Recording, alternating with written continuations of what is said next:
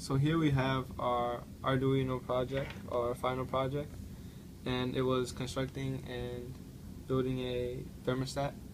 As you can see here, as you can zoom in, we have a bunch of wires here.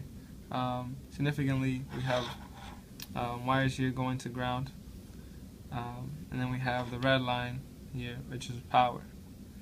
The first diagram we'll show is the LCD.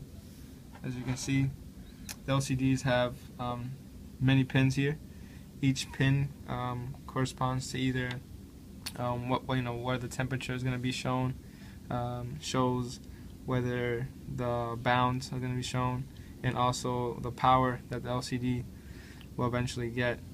And they all go to their respective pins, whether they're digital, analog, or the voltage power from the Arduino circuit. Here we have the speaker. In the speaker we have one going to ground, as you can see here, and we have one pin going to digital, as you can see here, and the speaker is recorded to be an output function. But before the speaker we have the pins. Each button pin is going to power, ground, and then one going to a respective digital pin on the Arduino circuit, as you can see here, one demonstration. This button, they're all written as input variables in the Arduino code. That allows, every time I increase the temperature or decrease the temperature, it would input a number to the LCD. At the same time, it's going to output a sound with the speakers. Here we have the temperature sensor, and what we did at first is that we had a rubber band connected to it, and that way it can be really close, so that the temperature was able to heat up constantly and not have it wait too long. And as you can see here, we have this light bulb, and it's at an angle because it doesn't fit perfectly when it's side by side, so we had to angle it at a 45-degree angle, making sure that it fits on the board. And one pin we have going to ground, and then another pin we have going to the power. Here we have the MOSFET, and with all that being said, the whole point of this project is to allow to increase the temperature on the thermostat shown by the LCD, which shows bounds. So let's demonstrate that. One way that we powered the board was with a 12-volt battery.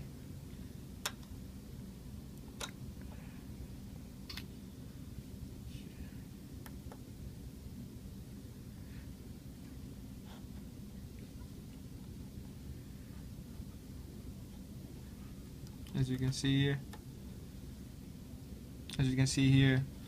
you can do a close-up right here. As you can see, we have the bounds. Right now it's set to 37 to 38. So as the temperature increases, once it gets in between these two bounds, it will start either turning on, which is a status of 1, or turning off, which is a status of 0, which is written in the Arduino code.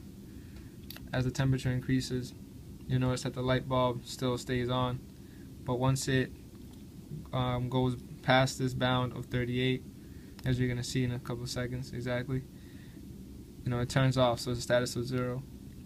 Once it goes back down below 37, it turns back on in the status of 1. And what we did with the buttons was that we allowed it to increase. So as you can see, when I hit this middle button here, the bound the decrease. When I hit this other button towards the right side, it increases by 0.5. That allows us to change the bound and also change the amount of voltage that's being used, which it correlates. The amount of voltage being used correlates exactly with the temperature.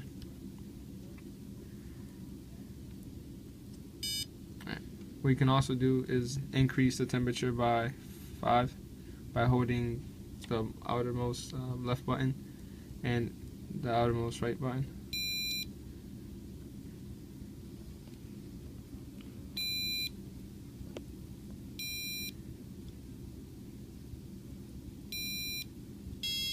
And once you see that it passes, that last one, it passed 55, which is our maximum. But once it passed 55 and it went to 57, it dropped it back down to 55.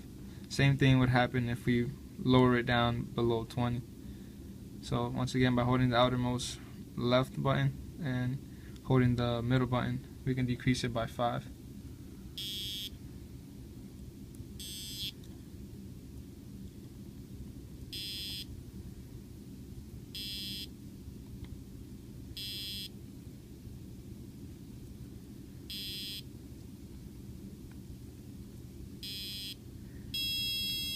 And as you can see, once it went below 20, the bounds reset itself to 21.